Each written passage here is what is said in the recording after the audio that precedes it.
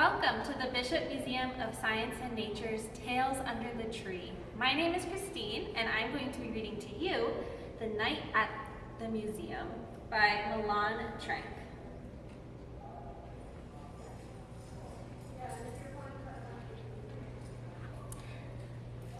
Larry was very happy.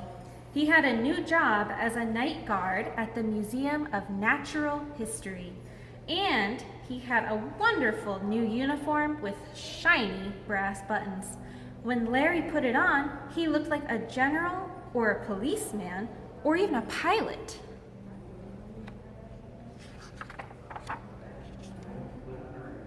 Larry arrived at the museum early, just as the last visitors were leaving. First impressions are the most important, Larry thought.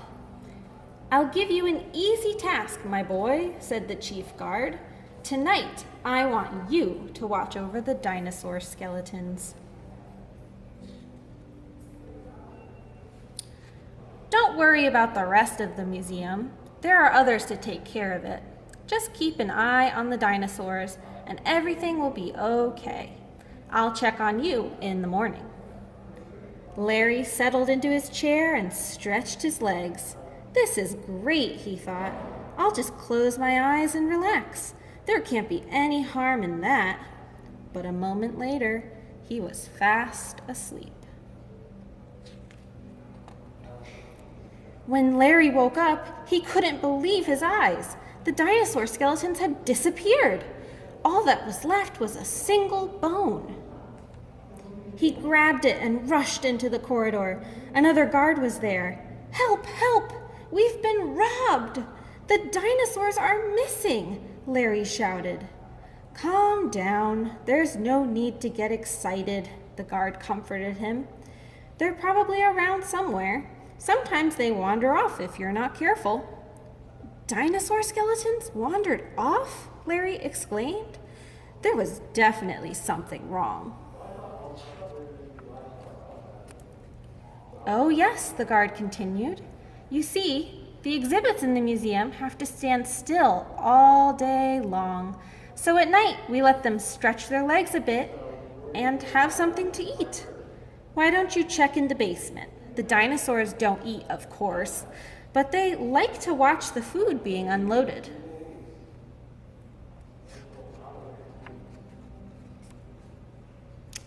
In the basement, a small train had brought in tons of food for the animals. It carried everything from hay for the elephants and bananas for the monkeys to meat for the lions and plankton for the whales.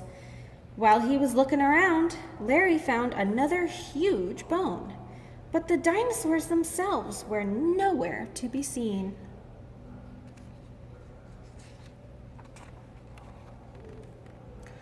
"Oh, say, while you're here, could you give us a hand unloading?" asked a guard.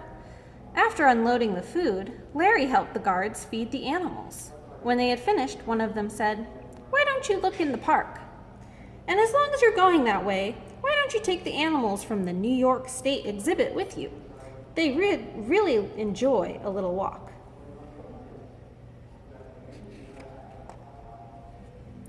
In the park, Larry realized he could have been worse off.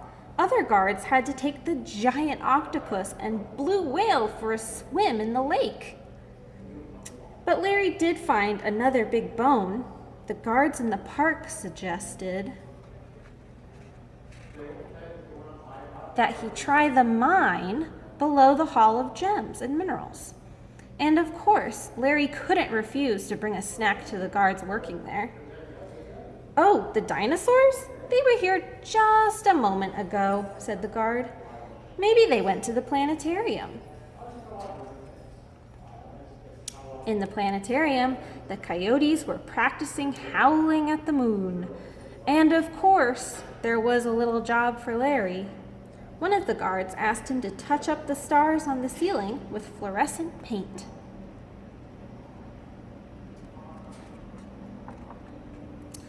When he finished, it was almost dawn.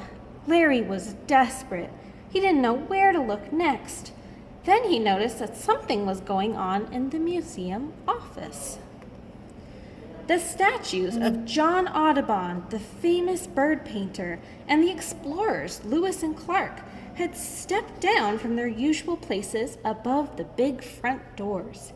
They were enjoying a cup of tea and a game of cards. "Looking for dinosaurs, little fella?" asked William Clark. "They're in the dinosaur room. In fact, they have been there all night playing hide and seek." It was true. The dinosaurs were really there, and not a bone was missing. "It seems the guards have played the old bone trick on you," said Clark. "They just scatter some big bones all over the museum. Then as you collect them, they get you to do their work. But don't be upset. They do it to every newcomer." Larry wasn't angry. He just said, "Well, they won't play that trick on me again, that's for sure." Then he looked at his pocket watch. "Hey, we're opening soon," he shouted to the dinosaurs. "Ollie, ollie, oxen free. Hurry back to your places." Ring! The bell is sounding. The big doors are opening, and the visitors are pouring in. Everything in the museum is ready. Dinosaurs, insects, stars, minerals, whales, elephants, all fresh and rested. But the night guards are exhausted. They are ready to go to bed. "You did well tonight," said the chief guard. "Not that you had a tough job napping among the dinosaurs.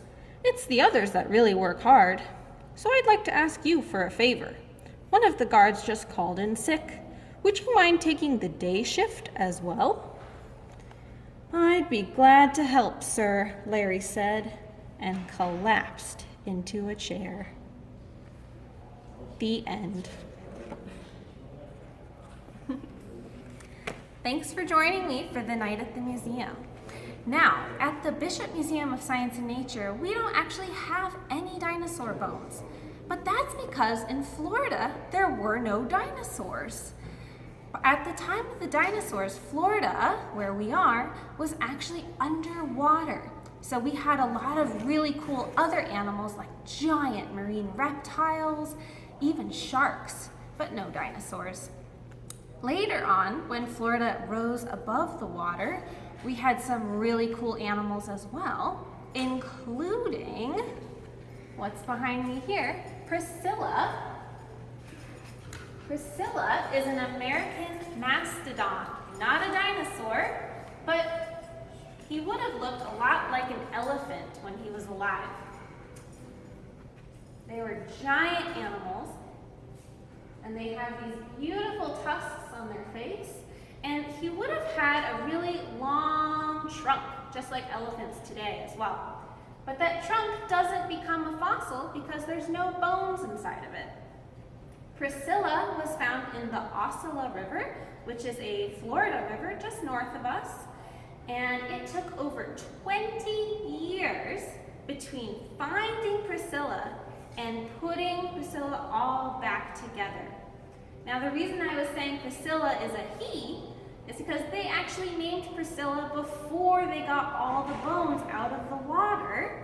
And by the time they brought Priscilla all the way out of the water, they realized they made a mistake and Priscilla's actually a boy.